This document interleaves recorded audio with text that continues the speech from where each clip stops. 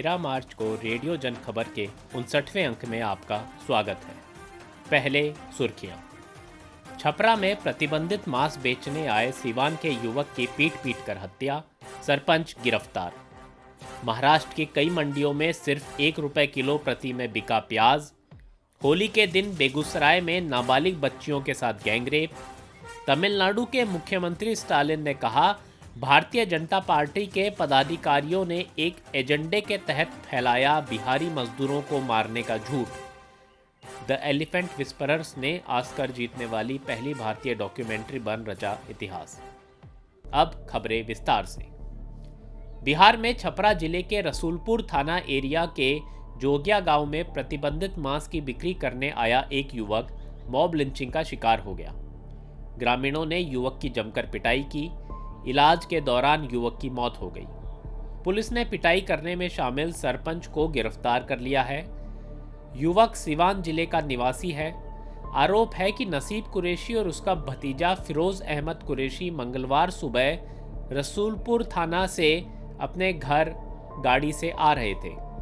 तभी जोगिया गांव के सरपंच अपने साथियों के साथ इकट्ठा हो गए।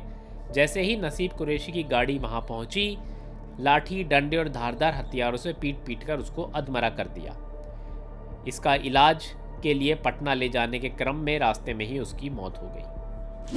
देश के सबसे बड़े प्याज उत्पादक प्रदेश महाराष्ट्र में किसान दाम को लेकर बड़े संकट का सामना कर रहे हैं। इस साल उन्हें लागत से कम दाम पर प्याज बेचने के लिए मजबूर होना पड़ रहा है।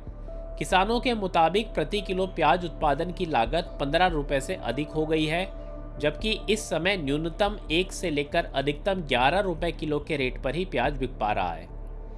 काफ़ी किसानों को सिर्फ ₹1 प्रति किलो के रेट पर प्याज बेचने के लिए मजबूर होना पड़ा, जबकि दिल्ली सहित देश के तमाम शहरों में उपभोक्ताओं को 30 से 40 किलो के रेट पर प्याज मिल रहा है। महाराष्ट्र प्याज उत्पादक संगठन के अध्यक्ष भारत दिघोले का कहना है कि जब प्याज का रेट 30 से ₹35 होता है, तब सरकारी मशीनरी उसे नीचे लाने की कोशिश में जुट जाती है, क्योंकि अगर किसानों को 30-35 किलो रेट पर मिलता है तो उपभोक्ताओं तक पहुंचते पहुंचते बिचौलिए और व्यापारी उसे 60-70 तक का कर देते हैं। सरकार ऐसे व्यापारियों और बिचौलियों पर कार्रवाई करने की जगह किसानों को नुकसान पहुंचा देती है। अब रेट कम हो गया है तो कोई सरकारी मशीनरी यह नहीं कह रही है कि किसानों को कम से कम उनकी लागत दिला दे। बेगूसराय में होली और अंतर्राष्ट्रीय महिला दिवस के दिन 6 और 7 साल की मासूम बच्चियों के साथ निर्भया कांड से भी ज्यादा अमानवीय घटना हुई। महिला समाज की कार्यकारी अध्यक्ष निवेदिता ने बताया कि 8 मार्च को दोपहर तकरीबन 3 बजे 2 बच्चियां झूला झूलने गई थी। साहेबपुर कमाल प्रखंड की इन बच्चियों के साथ राजकुमार उर्फ छोटू महतो, हरदेव, बबलू कुमार और रोहन ने सामूहिक बलात्कार किया। बच्चियों के गाल और नाभि का हिस्सा काटा गया है और उनके प्राइवेट पार्ट को जख्मी कर दिया गया है। अभी बच्चियों का इलाज सरकारी अस्पताल में चल रहा है। तमिलनाडु के मुख्यमंत्री एम.के. स्टालिन ने आरोप लगाया है कि केंद्र में सत्तारूढ़ भाजपा को अगले साल सत्ता से हटाने के लिए विपक्षी एकता पर जोर देने संबंधी उनके हालिया बयान के चलते भाजपा ने राज्य में प्रवासी श्रमिकों पर हमलों के बारे में झूठ फैलाया था।